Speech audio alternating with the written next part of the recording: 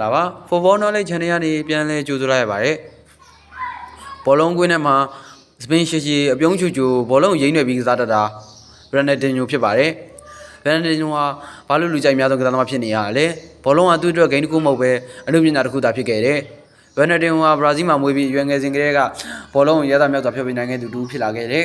သူ့ကို Roberto ကလည်း professional ကစားသမားတစ်ယောက်ဖြစ်ပြီးဘရန်နဒင်အတွက် role model တစ်ယောက်ဖြစ်ခဲ့တယ်ဘရန်နဒင်အသက်73နှစ်အရွယ်မှာပဲ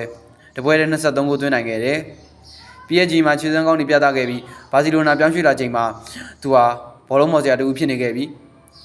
အကလစီကိုဘာနီဗျူမက်ဒရစ်ပြည်သက်တွေကတော့ရက်ပြီးလက်ခုပ်တီးရတဲ့အထိခြေစမ်းကောင်းတွေပိုင်ဆိုင်ခဲ့တယ်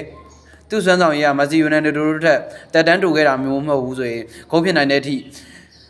ကောင်းမွန်တဲ့ခြေစမ်းတွေရှိခဲ့တယ်